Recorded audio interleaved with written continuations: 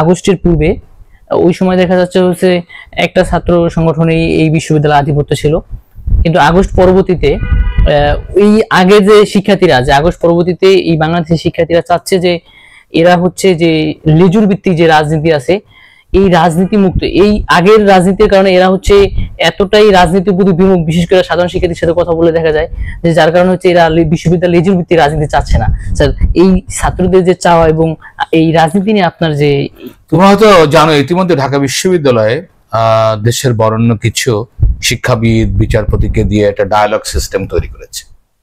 আমিও চাচ্ছিলাম এবং সেই ডায়ালগ সিস্টেমে আমি ঢাকা বিশ্ববিদ্যালয়ের সাথে কিন্তু পারস্পরিক কাজ করি, এখনো ঢাকা বিশ্ববিদ্যালয়ের বিভিন্ন কমিটিতে আমি আছি, সেখানে ভাইস চ্যান্সেলর আমাকে বিভিন্ন জায়গায় ডেকে নেন আর কি, এবং ভাইস চ্যান্সেলর কাজ হলো যে had I been there I could have sub more. হ্যাঁ, তো যার কারণেই সে সরাসরি বলছে যে আপনি vice chancellor, it's great but it's a big loss for আস।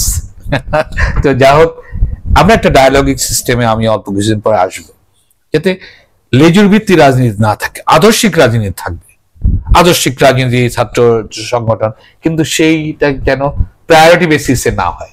একটা ক্যাম্পাসে যাতে একটা হারমোনিয়াস অবস্থা তৈরি করা যায়, ছাত্ররা শিক্ষা আন্দোলন করবে, ছাত্ররা সংস্কারের আন্দোলন করবে, সংস্কারের পক্ষে কথা বলবে, ছাত্ররা দুর্নীতির বিপক্ষে কথা বলবে, হ্যাঁ, ছাত্ররা প্রশাসনিক দুর্নীতির বিপক্ষে কথা বলবে, এই কাজটি ছাত্ররা করবে। হ্যাঁ, তোমরা যেমন দুর্নীতির বিপক্ষে কথা বলো, প্রশাসনিক শিক্ষাগত ছাত্রদের এই কাজটি করবে। বিশ্ববিদ্যালয়, ইসলামী বিশ্ববিদ্যালয় এখনো পর্যন্ত আইনগতভাবে সংসদের অনুমোদন নেই, তবে আমি চাইবো যে এই ছাত্রগুলো তারা সংসদের যে দায়িত্ব, এই দায়িত্ব তারা সেলফ রেসপন্সিবিলিটি নিয়েই, তারা দেয়ার ইন্ডিভিজুয়াল রেসপন্সিবিলিটি, যারা তারা এই দায়িত্বটা কি করে পালন করে। এবং আমি আরেকটি জিনিস সবাইকে অনুরোধ করব যে আমাদের এখানে হলের সিট বন্টনের ক্ষেত্রে আমি যে মেরিট বেসিস হলের সিট বন্টন করা হবে, এবং এই ক্ষেত্রে আমি সবার কাছে উদাত্ত আহ্বান রাখবো, হল কেন্দ্রিক যেন ছাত্র সংগঠনের কোনো আধিপত্য তৈরি না হয়, হল কেন্দ্রিক ছাত্র সংগঠনের কোনো আধিপত্য থাকবে না। তাহলে ছাত্র রাজনীতি নিয়ে যে বিরূপ মানসিকতা তৈরি হয়েছে দেশের, সেই মানসিকতা যাবে না। তাহলে এই জুলাই এবং অগস্ট বিপ্লবের যে মূল লক্ষ্য, সেই মূল লক্ষ্য কিন্তু অর্জিত হবে না। আর কিন্তু আমরা হয়তো ব্যক্তিগত স্বার্থ আমাদের কিছু বিঘ্নিত হবে, কিন্তু সামষ্টিক অর্থে কিন্তু আমরা পিছিয়ে যাব। এই সেন্সটি আমি সব ছাত্র সংগঠনকে দেওয়ার চেষ্টা করছি, এবং আমরা এই ধরনের ডায়ালগে আসব যে ক্যাম্পাস কেন্দ্রিক প্রভুত্বের রাজনীতি, আধিপত্যের রাজনীতি থাকবে না। ক্যাম্পাস কেন্দ্রিক যে রাজনীতি থাকবে সেটা হলো বৈষম্যহীন রাজনীতি, সহমর্মিতার রাজনীতি, ভালোবাসার রাজনীতি, ঐক্যের রাজনীতি, ইসলামী বিশ্ববিদ্যালয়ের শিক্ষা, সংস্কৃতি এবং গবেষণার উন্নয়নের রাজনীতি। আর এর বাইরে তারা তাদের রাজনীতি করুক। এইটি স্যার আরেকটা হচ্ছে, স্যার আপনি আসছেন ক্যাম্পাসে উপাচার্য হিসেবে প্রায় 2 মাস হতে চলছে। হ্যাঁ, 2 মাস 24 তারিখে হবে। হ্যাঁ স্যার, স্যার আপনি গত কিছুদিন আগে বিদেশে যাওয়ার একটা করছিলেন, যার কারণে হচ্ছে আপনি যাওয়ার কারণে হচ্ছে এমনকি বিশ্ববিদ্যালয়ের যে দায়িত্বভার যেটা যে আপনি ট্রান্সফার করবেন, এরকম একটা যে বিশেষ করে যে উপাচার্য অথবা যে কোষাধ্যক্ষের যে পদটা, স্যার এটা তো এখনো বিশ্ববিদ্যালয়ে নাই। না, এইটা হলো সরকারের ব্যবস্থা, হলো যে তুমি বুঝো বৈষম্য এইটার পরে প্রথম পর্যায়ে খুব স্পিডি কাজ করেছে, ভাইস চ্যান্সেলর পোস্ট গুলো দিয়ে দিয়েছে। পরবর্তী পর্যায়ে প্রভিসি, কেন অনেকগুলো বিশ্ববিদ্যালয় তো 55টা বিশ্ববিদ্যালয় থেকে পদত্যাগ করছে। এখন এমনটা হয়ে গেছে যে ভিসি হয়তো খুব দ্রুত দিয়েছে, কিন্তু প্রভিসি কোথায় 2টা, কোথায় 1টা, ট্রেজারার, এটা মন্ত্রণালয়ের এখন তো প্রথম পর্যায়ে খুব ভাবে সিলেকশন দিতে সবাই সিবি বেসড এবং তাদের একাডেমিক পারফরমেন্স হয়েছে, কিন্তু পরবর্তীতে এর মধ্যে আরো কিছু এক্সটার্নালিটিস ঢুকছে, এই জন্য সিলেকশন ক্ষেত্রে একটু দেরি হচ্ছে আর কি। হ্যাঁ, আস্তে আস্তে। আরেকটা হচ্ছে স্যার, আমাদের এই জায়গায় একটা স্কুল এন্ড কলেজ আছে, ওইটা হচ্ছে স্যার বিশ্ববিদ্যালয় থেকে মানে বড় একটা অঙ্কের অনুদান ওই কলেজটা চলতেছে, স্কুল এন্ড কলেজটা চলতেছে।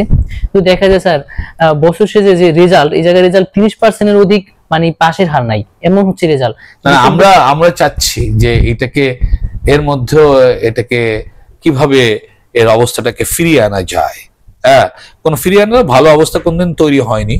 দুটি অবস্থা আছে যে এই বিশ্ববিদ্যালয়, এটা স্কুলটাকে প্রমোট করার মধ্যে একটা বড় অন্তরায় হলো এই বিশ্ববিদ্যালয়ের ক্যাম্পাসে শিক্ষকরা থাকে না, যার কারণে এই বিশ্ববিদ্যালয়ের স্কুলে যারা ছাত্র পায় এই ছাত্র হলো এইখানের এই প্রান্তিক জনপদের মধ্যবিত্ত এবং দরিদ্র মানুষের সন্তানেরা। এক আর হলো যে এই বিশ্ববিদ্যালয়ের শুরু থেকে একটি বিশ্ববিদ্যালয় তৈরি করার জন্য যেভাবে শিক্ষক নিয়োগ দেওয়া দরকার সেই মানের শিক্ষক নিয়োগ কি হয় না, তৈরি হয়নি। এবং ঢাকা বিশ্ববিদ্যালয়ে আমি একটি জানতাম আমাদের সময়ে যারা ভালো রেজাল্ট করতো অনার্সে তাদেরকে টেম্পোরারিলি ইউল্যাবে শিক্ষক হিসেবে নিয়োগ দেওয়া হতো। ও 2 বছরের জন্য 1 বছরের জন্য কিছু টাকা পেত, কিন্তু ও তো ব্রিলিয়েন্ট স্টুডেন্ট, ও তো ভালো মানে টিচিংটা ভালো দিত আর কি। এই জন্য টিচার সিলেকশন, তারপরে স্টুডেন্টকে কিভাবে রিটেনশনটা ভালো করে ধরে রাখা যায় এই প্রচেষ্টা সবসময় থাকতো। আর একটা জিনিস হলো ফলাফলটা ভালো করলে কিন্তু আগ্রহ বাড়ে। যেহেতু ফলাফলটা ভালো হয় না বলেই আশেপাশের স্কুলেতে তো এই যে শেখপাড়ার বা ডিএমকে থেকে ছাত্র আসতো, কিন্তু তাদের থেকে খারাপ বলে এখানে ছাত্র আসতেছে না। আর এদেরকে যে শিক্ষক বেতন, এই শিক্ষক বেতনের জন্য যে শিক্ষকদের যে বেতনটা, সেই বেতনটা আইইআর এর অতএব এটা বিশ্ববিদ্যালয়ের জন্য একটা বার্ডেন হয়ে গেছে।